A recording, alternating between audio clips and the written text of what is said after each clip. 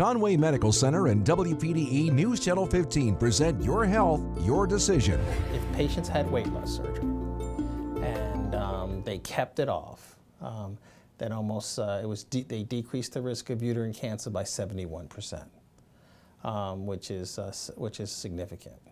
And then the other study was out of England, looking at heart attacks and strokes. And if patients had weight loss surgery, they decreased their risk of heart attacks and strokes by 50%.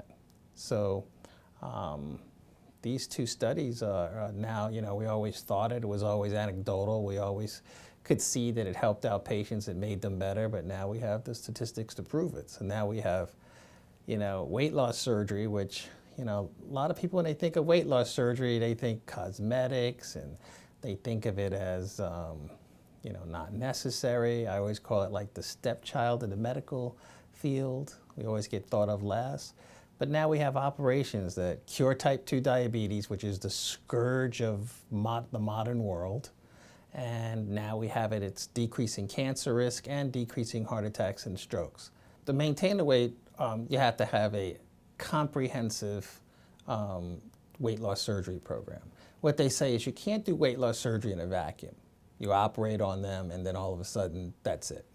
You have to have a comprehensive program that includes nutritionists and dietitian. These patients we follow lifelong, forever. Patients always say, well, Dr. Washington, how long am I going to see you? I say, forever.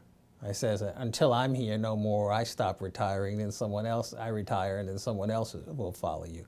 But it's a lifelong commitment. And they sign contracts to know that it's a lifelong commitment. And we follow our patients forever, at least once a year.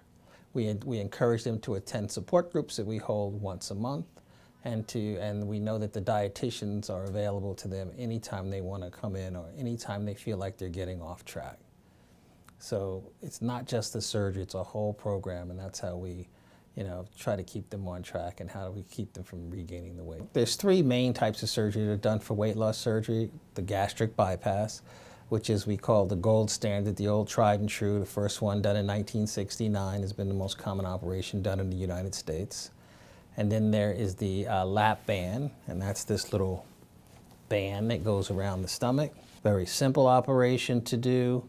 And we also offer another operation called the sleeve gastrectomy.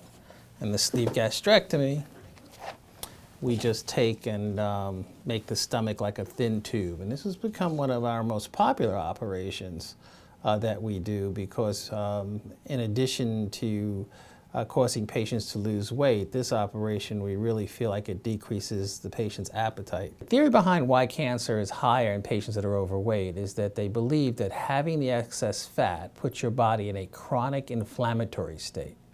Okay, we always know that weight loss surgery patients don't tolerate surgery kind of as well as patients of normal weight. If they get an infection, they kind of don't tolerate it as well as patients of normal weight because we always think that they're in a state of heightened inflammatory response. So they think that the excess fat causes a hyperinflammatory response within the body, and that predisposes your chance of developing cancer, particularly breast, colon, and uterine. Well, we always go according to what we call BMI, which is called body mass index. Body mass index is an index that takes into account your height and weight. Obviously, because weight alone means nothing. If you're 7'2" and you're 250 pounds, you're probably perfect weight. If you're 5'2" and 250 pounds, you're probably severely overweight. So that index takes into account your height and weight.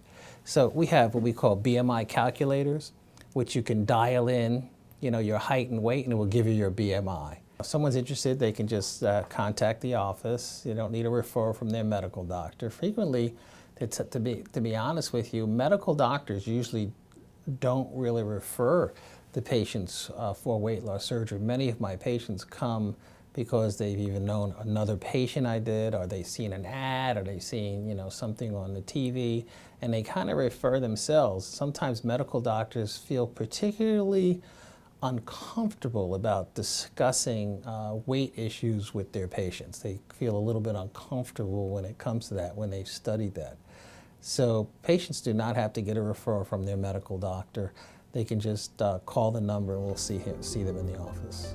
For more information, visit us online at conwaymedicalcenter.com.